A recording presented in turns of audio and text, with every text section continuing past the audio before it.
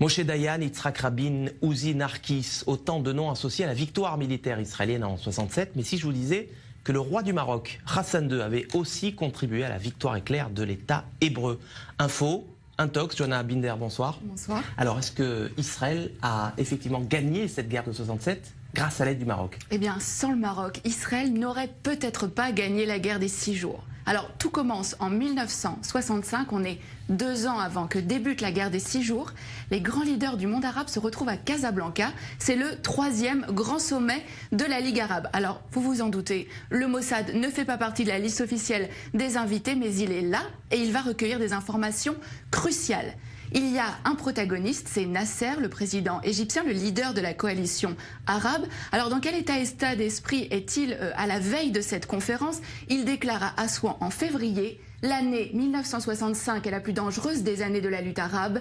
Israël prétend que les Arabes s'apprêtent à perpétrer une agression. Cela signifie qu'Israël a l'intention de nous attaquer. Nous devons donc être prêts à riposter.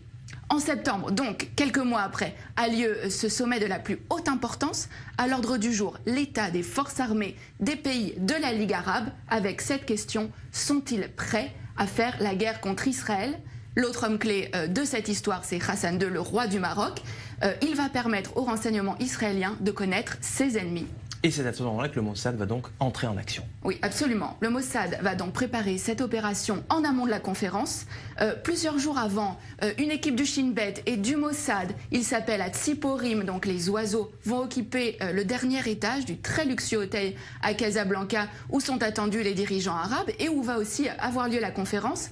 Mais la veille de ce sommet, Hassan II est pris de panique et il somme les agents israéliens de quitter l'hôtel. Mais au terme de cette conférence, il va livrer aux agents israéliens l'enregistrement complet de cette conférence. Hassan II a tout enregistré en secret. Il n'a pas confiance dans les invités de la Ligue arabe. C'est à peine croyable. Mais qu'est-ce que les Israéliens vont bien pouvoir découvrir sur ces cassettes? Alors, les enregistrements vont révéler qu'il est question de créer un commandement arabe unifié pour mener les hostilités contre Israël. Et le point crucial, c'est que les rangs arabes sont profondément divisés. On va pouvoir entendre des échanges extrêmement vifs entre Hussein de Jordanie, mais aussi Nasser.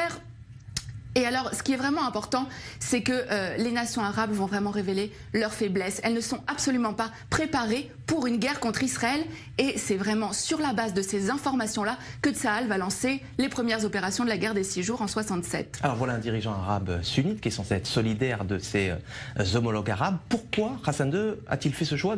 Qu'est-ce qui l'a motivé? Alors, ce qu'il faut savoir, c'est qu'avant déjà ce sommet, le Maroc et Israël entretenaient déjà des relations stratégiques. Hassan II avait accepté que des juifs marocains émigrent vers Israël, en échange de quoi Israël fournissait une aide logistique au Maroc, notamment en formant ses militaires. Et suite à cette opération, qui a vraiment été considérée comme le fleuron des renseignements israéliens, Israël est en dette vis-à-vis du Maroc. Seulement un mois plus tard, en octobre, cette dette a un nom, c'est Mehdi Ben Barka, le plus farouche opposant d'Hassan II.